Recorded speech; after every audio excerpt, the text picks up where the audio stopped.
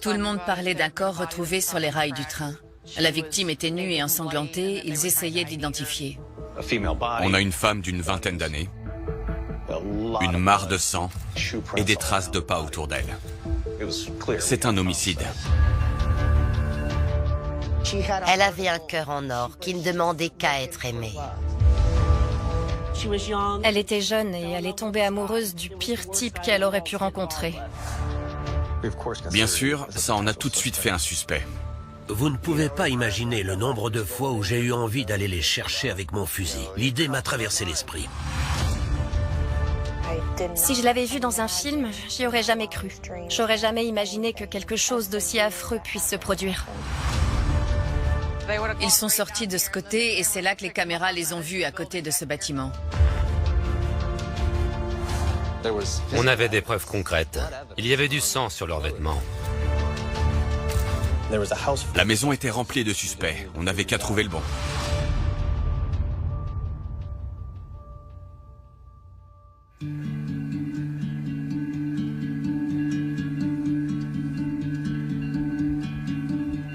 Bienvenue dans l'Ohio. Ça fait environ 8 ans que je revends des bouts de ferraille. 7 jours sur 7. Je me lève à 5 heures du matin.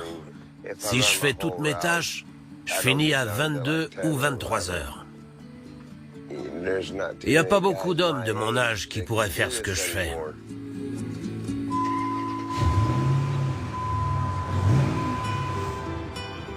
Fut un temps, c'était une ville où il faisait bon vivre. Mais aujourd'hui, c'est assez différent.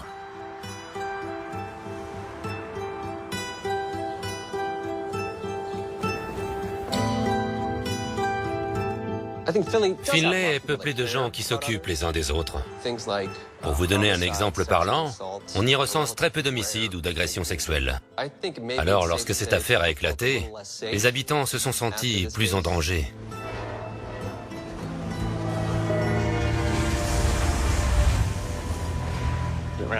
Je me souviens très bien qu'à 2h15 du matin, mon supérieur m'a appelé pour me dire que des ouvriers avaient retrouvé un corps sur la voie ferrée.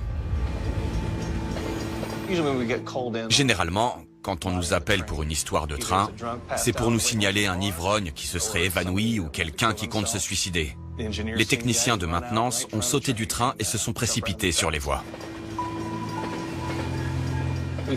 On se disait que c'était sûrement un suicide. Quand on est arrivé, il était 2h30, il faisait nuit noire et moins 6 degrés. Les agents de police qui avaient répondu à l'appel nous ont conduits jusqu'au pont ferroviaire. Le corps de la victime se trouvait encore sur la voie, entre les rails et sous le train.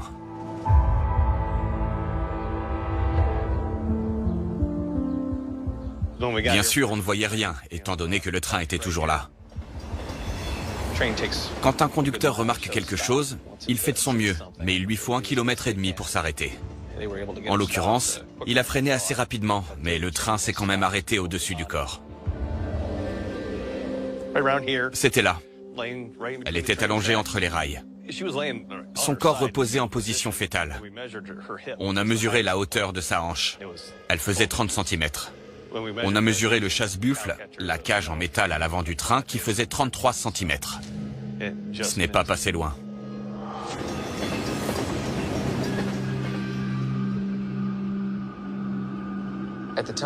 Quand je suis arrivé à mon tour, ils avaient déjà déplacé le train qui était passé par-dessus la victime.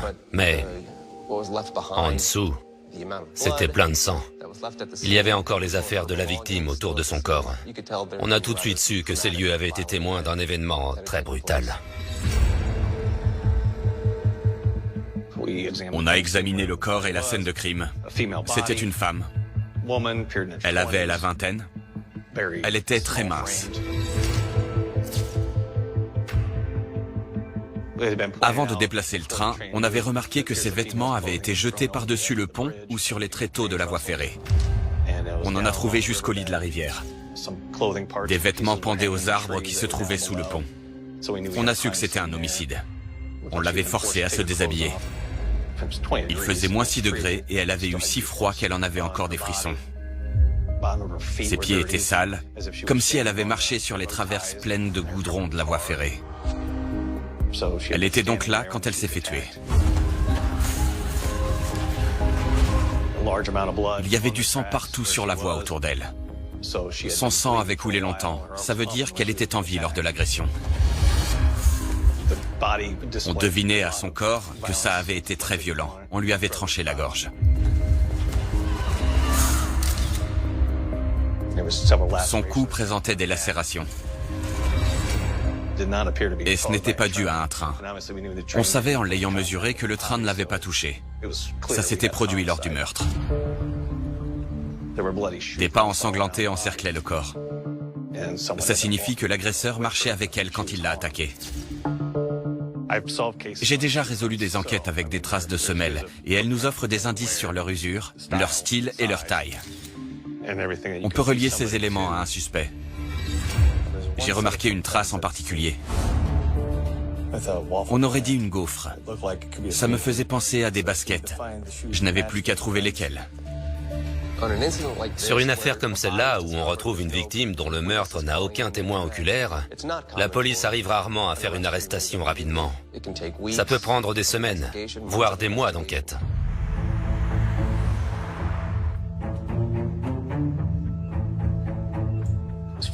De tous les crimes qui sont arrivés à Finlay, et sur lesquels j'ai travaillé, c'était le meurtre le plus violent que j'ai jamais vu.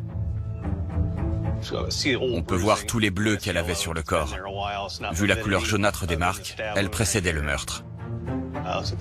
On remarque aussi des coupures sur les bras, d'autres bleus. On dirait des brûlures. Il manque de la peau, c'était une plaie plutôt récente. Elle a été brûlée, et ça lui était également arrivé avant de se faire tuer. Il n'y avait aucun briquet sur la scène de crime. On retrouve aussi beaucoup de lacérations. On l'avait poignardée et lardée avec un couteau. Mais la plupart des lacérations sont légères et incertaines, comme si le tueur avait essayé de voir ce que ça faisait.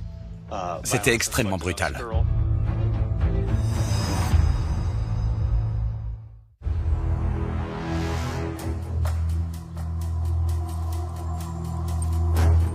En 2011, je patrouillais dans les rues et je me rendais là où on m'appelait.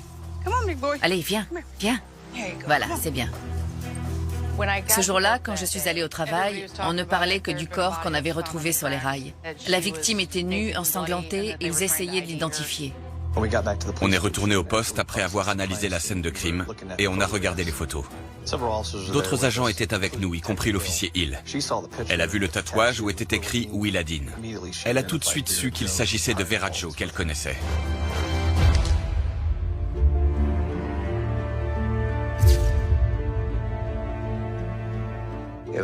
On a toqué à ma porte d'entrée. Le policier m'a demandé si ma fille avait un tatouage. Je lui ai dit qu'elle avait un ourson sur le bras. Il a dit « alors c'est Vera ». On l'a appris comme ça. On était inséparables, elle et moi. On jouait tout le temps ensemble.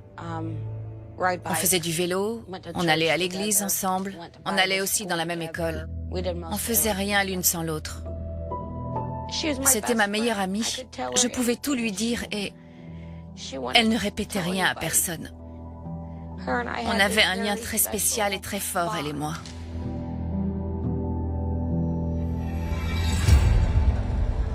On nous a dit que Vera avait un petit ami. Il était peut-être impliqué dans l'affaire. C'était un homme du nom de Larry Spence.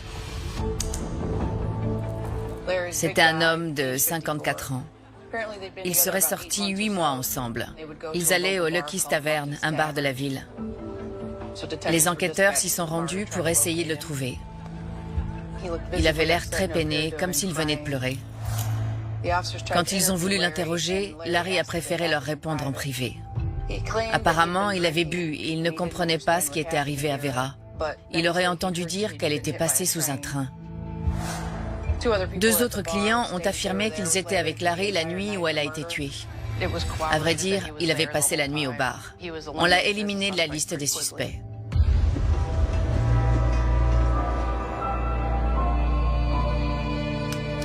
Vera Jo était une de mes cousines, du côté de mon père. Elle avait un cœur en or. Elle était unique en son genre. Elle était extraordinaire. Quand Ashley et Vera sont venues au monde, j'ai tout de suite su qu'elles n'auraient rien à voir avec les autres enfants. Elles étaient très proches l'une de l'autre. Je crois que Vera et Ashley n'avaient même pas 2 ans d'écart. Pour résumer, on avait 2 petites tornades dans une seule maison.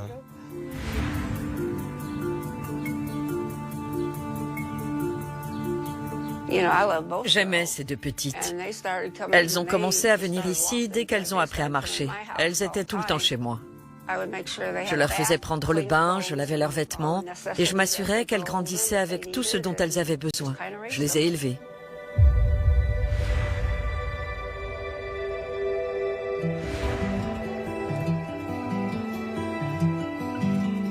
Vera était ma fille. Je l'ai adoptée. Je leur ai dit à toutes les 2 qu'elles n'avaient pas à m'appeler papa. Elles pouvaient m'appeler Lynn. Ce choix leur revenait. Ça a été rapide. Au bout d'environ 3 mois de vie commune, elles m'ont appelé papa. Elles faisaient les 400 coups à l'école. Si elles n'avaient pas accès aux médicaments qui leur permettaient de se calmer, alors là, on était mal barrés. Mon père s'est toujours démené pour ma sœur et moi. J'aime mon papa. J'aurais pas pu demander mieux. J'ai fait de mon mieux avec elles. Elles ont été au lycée, elles ont eu leur diplôme. C'est plus que n'importe qui dans la famille. À partir de là, elles ont fait leur vie et on est toujours restés ensemble. C'est entièrement grâce à mon père si on est allé aussi loin dans la vie. Et puis soudain, quelqu'un a brutalement mis fin à celle de Vera.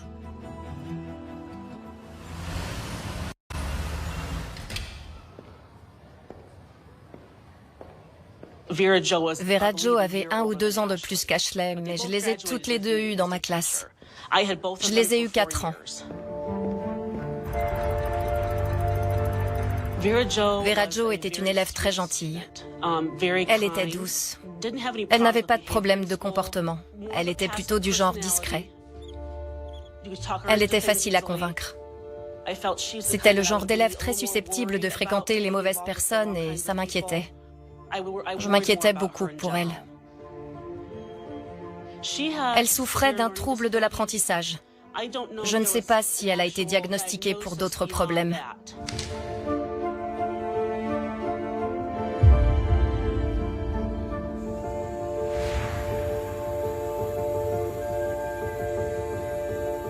Elle a quitté la maison et elle a emménagé chez Ruby Garner. Ce qui m'a marqué quand elle a voulu partir de chez elle, c'est qu'ils passaient leur temps à se disputer. Alors j'ai pris les choses en main et j'ai appelé ma mère. Je ne sais même plus si elle a pris toutes ses affaires ou seulement quelques bricoles. Mais elle a emménagé chez moi. C'était pas toujours facile de vivre avec Vera. Parfois on se chamaillait comme des sœurs. Mais ça durait jamais très longtemps avec elle. Elle revenait me voir pour jouer aux poupées ou faire du coloriage, comme une grande sœur. Je garde de très bons souvenirs de Vera à la maison.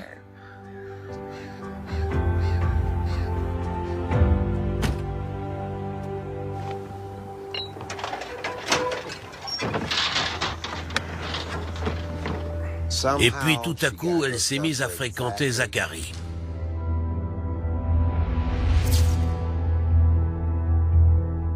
Ils ont commencé à sortir ensemble. Ils se prenaient pour un gangster des bas-fonds. Il se la jouait gros dur et ça lui plaisait.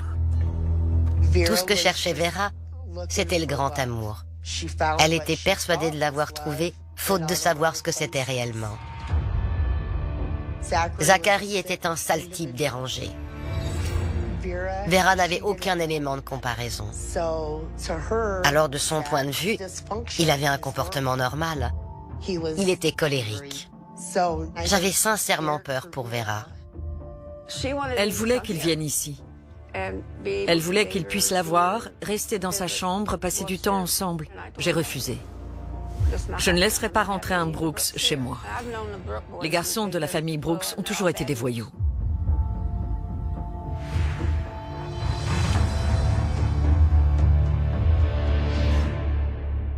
Ce garçon m'a volé ma console de jeu. Il est venu et il l'a chippé.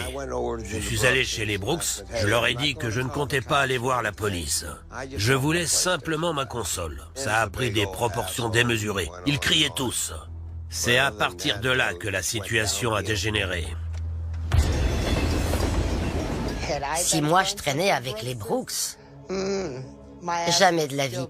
Ma mère ne m'aurait jamais laissé faire. Ces gens-là, c'est de la mauvaise graine. Je ne me serais jamais approché d'eux. Un mois ou deux après son arrivée, elle a voulu déménager chez eux. J'ai essayé de lui expliquer que c'était une très mauvaise idée, mais elle n'a rien voulu entendre. Malheureusement, je ne pouvais pas la forcer à rester. Elle est partie chez lui. Ça a été la descente aux enfers. Elle est tombée amoureuse. Les personnes souffrant de handicap et de troubles cognitifs tombent amoureux comme les autres. Elle était jeune, c'était un bad boy séduisant, mais c'était pas l'homme qu'elle méritait. C'était le pire garçon qu'elle aurait pu rencontrer. Vu que Zachary Brooks était connu des services de police et qu'il était sorti avec elle, on l'a tout de suite mis sur la liste des suspects.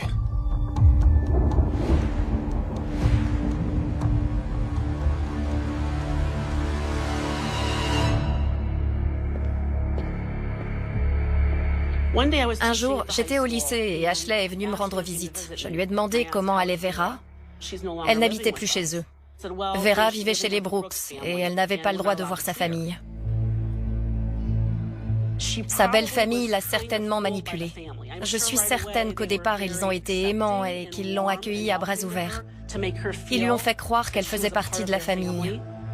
J'ignore quand ils ont révélé leur vrai visage, mais c'est arrivé.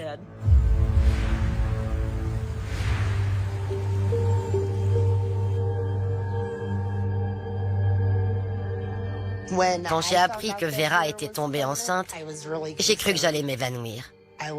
J'avais très peur pour son bébé.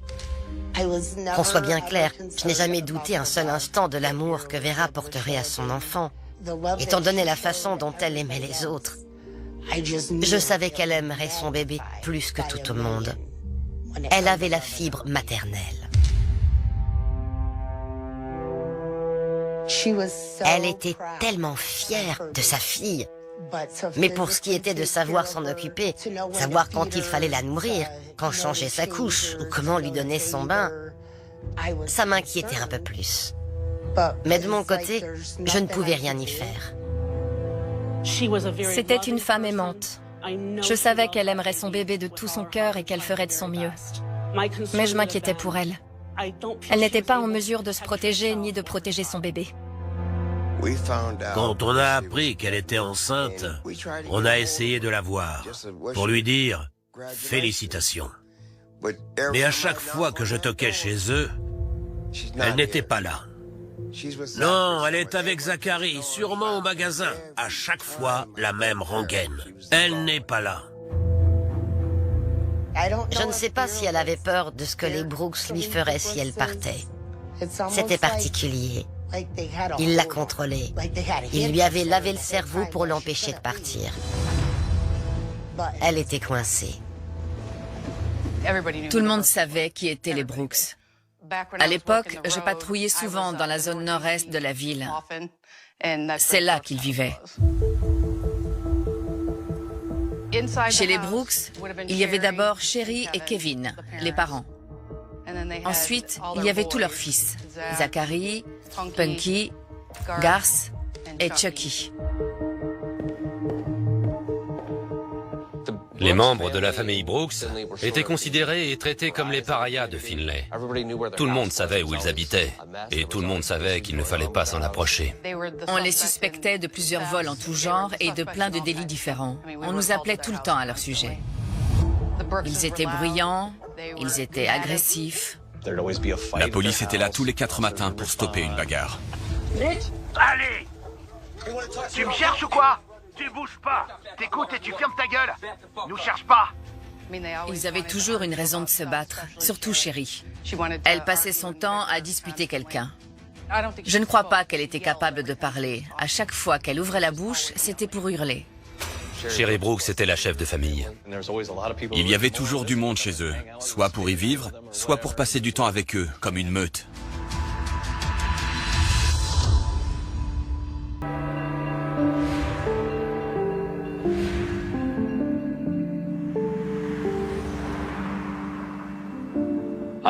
J'ai rencontré Nicole grâce à un ami commun. On aimait bien sortir et boire des coups au bar. Ce qui m'a tout de suite plu quand je l'ai rencontrée, c'est qu'elle était marrante. Elle savait s'amuser. On a fait la fête. Et puis, de fil en aiguille, on s'est mis ensemble.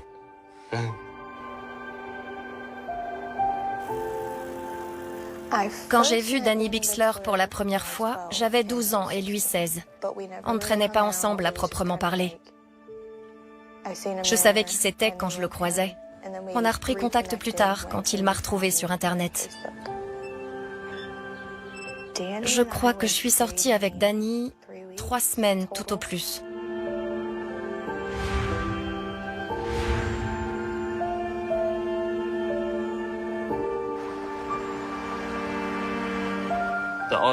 La bagarre a eu lieu au parc Applejack, à Tiffin.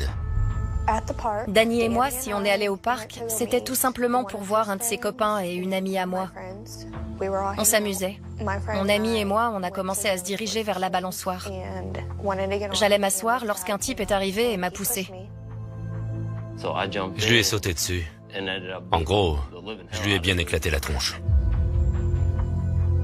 Je n'arrivais pas à croire que j'avais quelqu'un pour me défendre et pour me protéger. Il s'est comporté en héros. Quelqu'un de l'autre côté de la rue a menacé d'appeler la police. J'ai laissé mes potes et j'ai couru. Sherry m'a dit que je pouvais venir chez elle. Donc je me suis rendu à Finlay.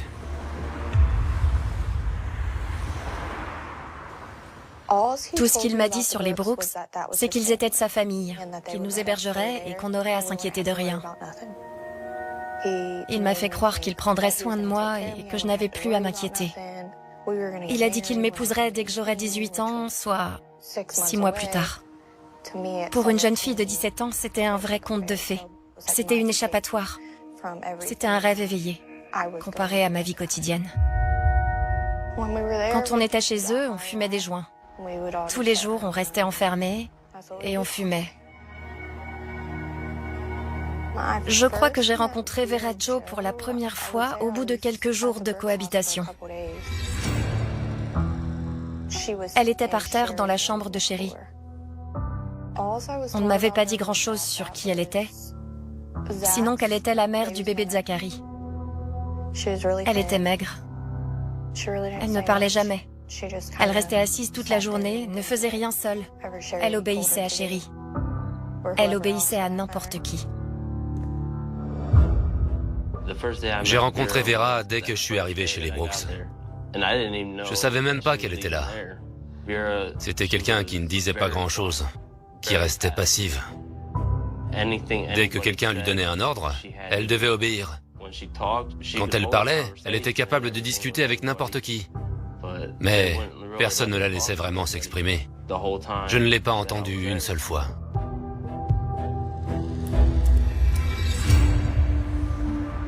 De tous les Brooks, celui avec lequel je m'entendais le mieux, c'était mon cousin, Punky.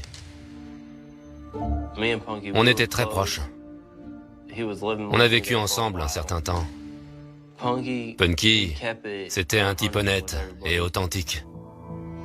Mais Sherry, je la hais. Je déteste cette femme.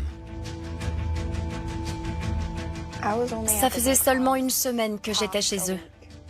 Je les connaissais à peine. Si je l'avais vu dans un film, je n'y aurais jamais cru. Je n'aurais jamais imaginé que quelque chose d'aussi affreux puisse se produire. Quand l'officier Hill a reconnu Vera grâce aux photos, elle m'a expliqué que 2 mois plus tôt, elle avait été vérifier si elle et sa fille Willadine allaient bien. Vera vivait chez les Brooks. L'aide sociale à l'enfance m'a appelé pour négligence. Ils m'ont informé qu'une famille laissait Will Adin, un bébé de 14 mois, sans surveillance. Je suis allée chez les Brooks et j'ai toqué à la porte. Kevin m'a ouvert. Je lui ai dit que j'étais là pour voir le bébé. Je devais vérifier qu'il y avait bien de la nourriture, de l'eau courante et du chauffage. C'était le cas. Sur le moment, il n'y avait rien qui supposait la nécessité de récupérer l'enfant. Elle n'était pas blessée, pas malade, ni malnutrie. Une fois cette visite terminée, j'ai reçu un appel anonyme. On m'a demandé si j'avais pensé à voir comment allait Vera pendant que je vérifiais la santé de son enfant. J'ai répondu que je ne savais même pas qu'elle était là pendant que j'étais avec le bébé. Elle m'a dit qu'il fallait que j'y retourne pour vérifier l'état de Vera. Alors, je suis revenue chez eux. J'ai encore toqué à la porte. Kevin m'a ouvert. Il n'était pas aussi amical que la première fois et il m'a claqué la porte au nez.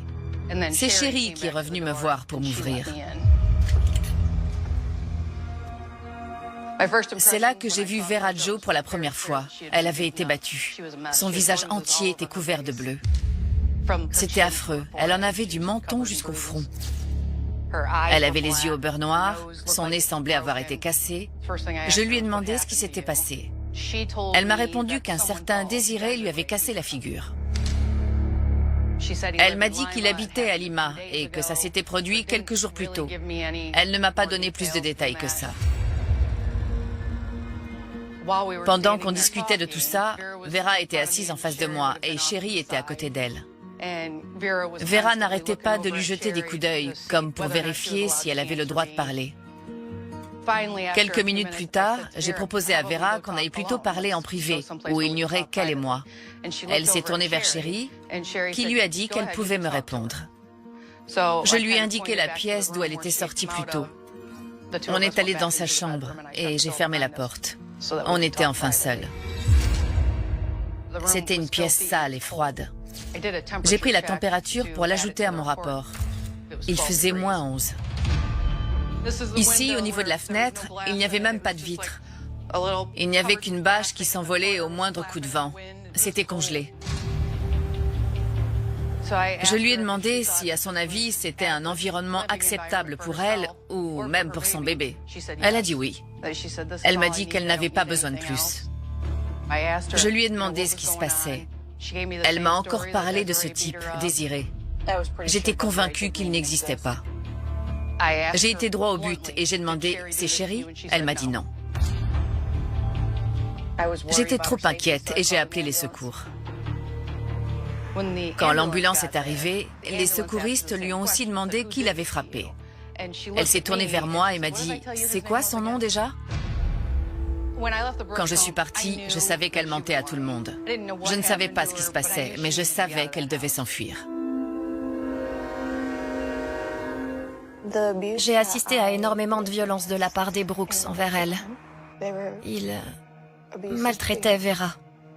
Ils la frappaient. Je ne savais pas pourquoi, je ne comprenais pas pourquoi et je n'ai pas cherché à comprendre.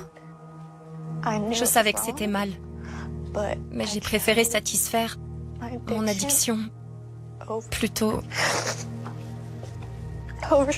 que de sauver une femme qu'on violentait.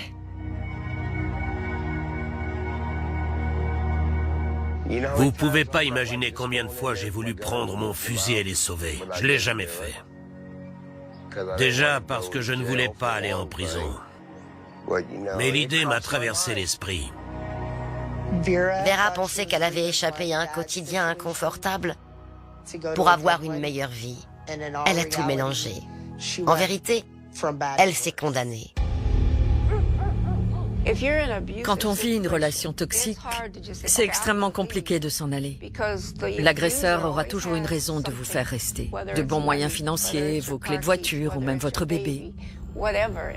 Et si Sherry menace d'enlever votre enfant et vous dit que vous n'irez nulle part parce qu'elle séquestrerait votre bébé, vous n'allez pas partir. C'est ça que voulait Sherry. Elle voulait un bébé. J'ai essayé encore et encore, jour après jour, de la sauver. Ashley et moi, on allait chez eux et on essayait de la faire sortir de cette maison. Mais elle ne pouvait pas s'enfuir. Ils lui disaient que si elle s'en allait, il tuerait son bébé.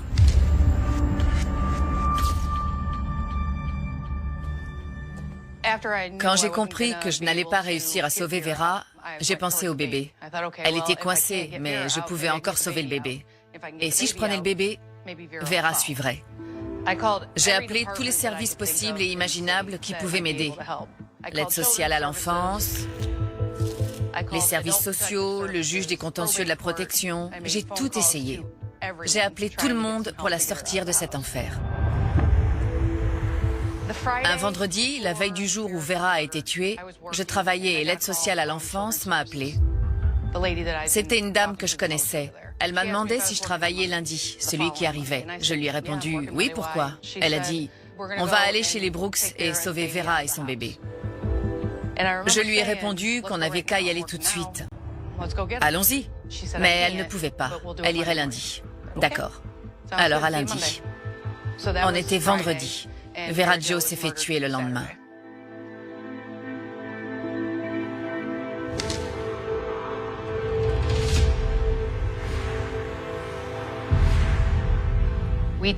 On a pris les photos de la scène de crime et les photos que j'avais prises de ses bleus au visage. C'était suffisant pour l'identifier. On est allé chez les Brooks. J'ai toqué à la porte et ils ont demandé qui c'était en hurlant. J'ai hurlé « Police » en retour. C'est Kevin qui m'a ouvert la porte. Je lui ai expliqué que j'étais là pour voir Vera. Il m'a dit qu'elle était partie. À ce stade, on a tout fait. On a fouillé la maison de fond en comble et on a interrogé tous ceux qui s'y trouvaient. On a parlé aux membres de la famille, aux personnes qui étaient de passage, à leurs connaissances et leurs amis. Je me souviens avoir demandé si Daniel était là. Je suis montée à l'étage pour le chercher. J'y ai vu Nicole Peters. Je lui ai demandé où était Daniel, mais elle n'avait pas l'air de savoir où il était passé. Il n'était pas chez eux. Nicole est descendue, a enfilé ses chaussures, puis m'a demandé si j'allais l'arrêter. Sur le moment, j'ai trouvé ça très étrange comme question. Les enquêteurs ont demandé à tout le monde s'ils voulaient bien venir discuter au poste et ils ont tous accepté. C'est moi qui ai fini par conduire Nicole Peters jusqu'au poste de police.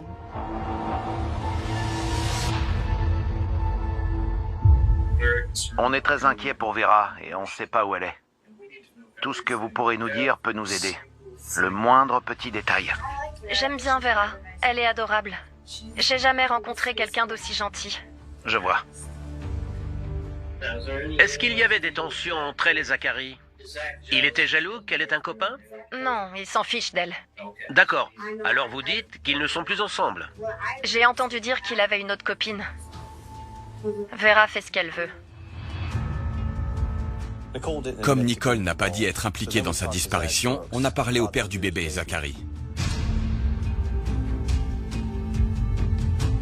Pouvez-vous nous dire ce qui s'est passé samedi? On va partir de 16h, d'accord? Racontez-nous votre après-midi chez votre mère, ce que vous y avez fait et avec qui. Il y avait Garth et Kevin, et on fumait des joints ensemble. Je crois qu'il était un peu plus de 17h quand je me suis disputé avec Daniel. Tout ce dont je me souviens, c'est que j'étais énervé parce que lui et Nicole étaient en train de frapper Vera. J'ai demandé à Daniel de la laisser tranquille. Mais il voulait pas. Il m'a dit que si j'en parlais à qui que ce soit, il me tuerait. Les Brooks nous ont tous dit qu'avant sa disparition, Vera était avec Daniel et Nicole. On s'est rappelé qu'il y avait un magasin en face de chez eux et qu'il y avait des caméras de surveillance. Dans l'espoir qu'elles aient capturé quelque chose, j'ai regardé les vidéos.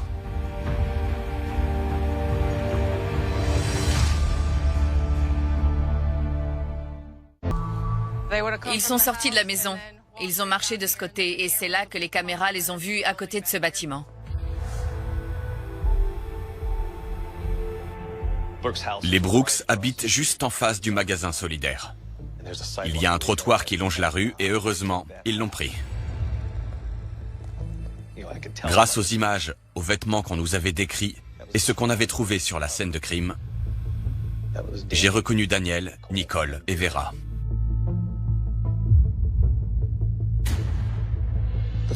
Ils sont sortis de la maison tous les trois et sont passés devant la friperie. Le temps a passé. Et puis, un peu plus tard, Nicole et Daniel repassent sur le trottoir, sans Vera Joe. Ils partent à 3 à la queue leu-leu et ils reviennent à 2. Tout s'est enchaîné. On a appris que Daniel était recherché à Tiffin pour une bagarre.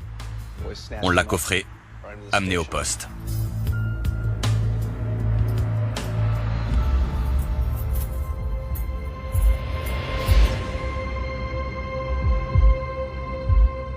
Les officiers Tuttle et De Graff l'ont interrogé.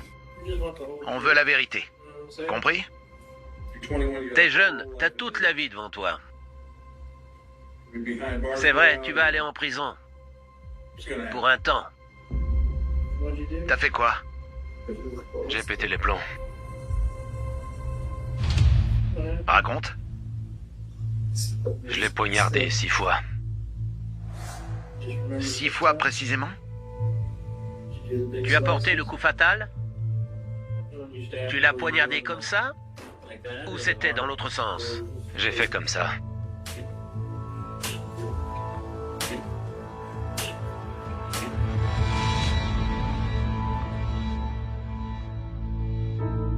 Est-ce que vous étiez ivre ou sous stupéfiant?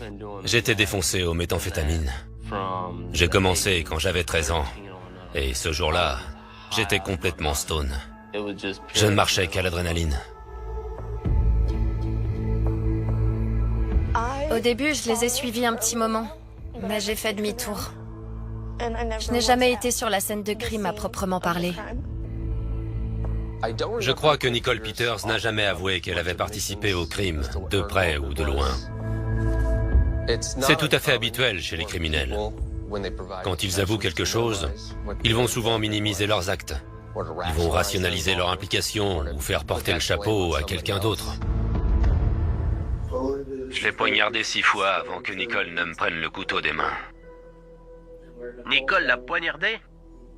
Ouais, dans tous les sens. Elle l'a poignardé plusieurs fois, elle aussi? Elle l'a égorgé? C'est tout? Ça s'est fini à ce moment-là? Ouais. Qu'on soit clair, je n'ai jamais été sur la voie ferrée. Pas exactement. J'étais dans les alentours, mais jamais sur les rails.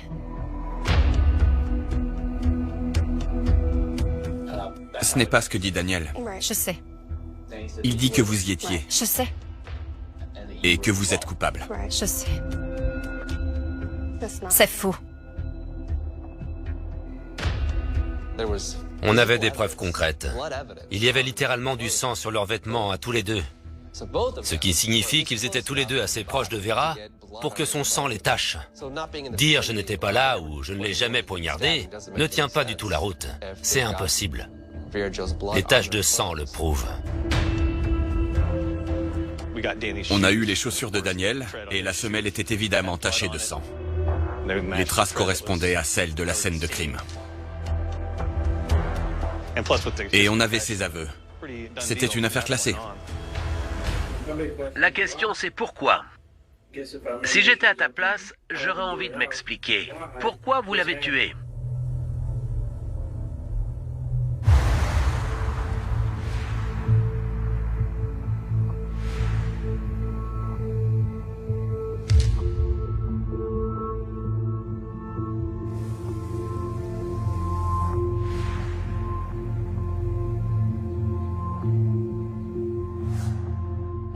Un de ces jours où j'étais chez les Brooks, ils m'ont donné une liste de noms.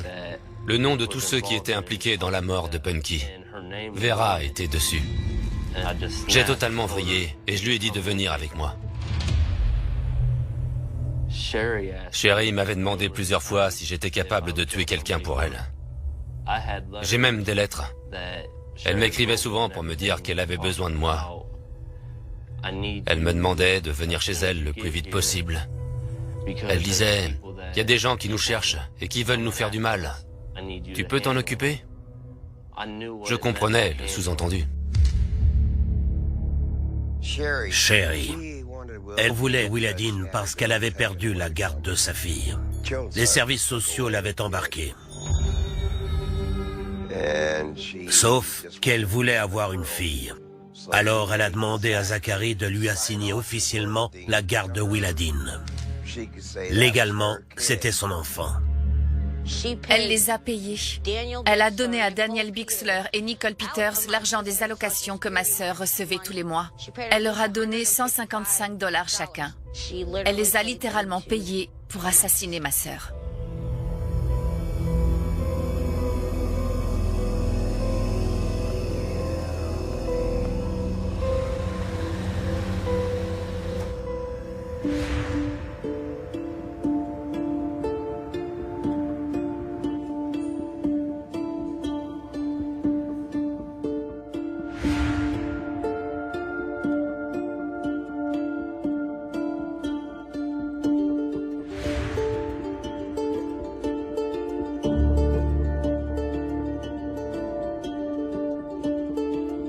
C'était un soulagement d'apprendre que les personnes qui lui ont ôté la vie ont payé pour leurs crimes et sont derrière les barreaux. Mais on oublie vite que c'est loin d'être suffisant. D'autres personnes ont organisé son meurtre et y ont participé. Et ils s'en sont tirés. Il n'y a pas eu qu'un seul témoin à nous dire que Sherry Brooks avait demandé à Daniel Bixler de tuer Vera. Pendant le procès, on y a pensé.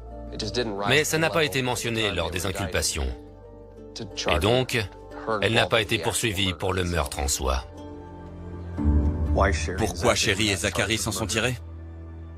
Je n'en sais rien. Ils ont été interrogés par la police très tôt dans l'enquête. Les enquêteurs ont appris qu'ils leur mentaient comme des arracheurs de dents.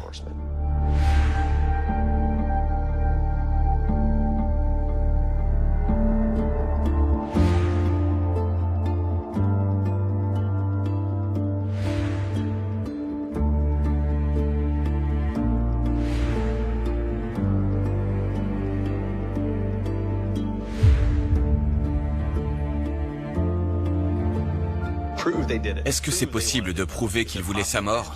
Bien évidemment. Est-ce que Sherry voulait la tuer? Oui, elle aurait pu. Mais il en fallait plus pour prouver que c'était le cas. Je ne souhaite à personne de vivre ça. Je ne le souhaiterais pas à mon pire ennemi. C'est terrible. Ma sœur était ma meilleure amie. C'était mon prince charmant sur son cheval blanc. C'était mon garde du corps. Elle me protégeait. Elle était toujours à mes côtés. Depuis, les fêtes de fin d'année n'ont jamais été pareilles, vu que ma sœur n'est plus avec moi.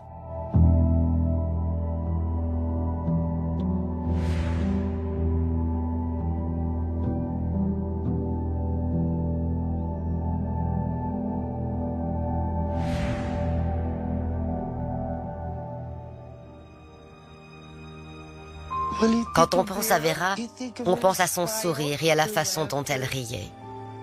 C'était une source d'amour pur et inconditionnel.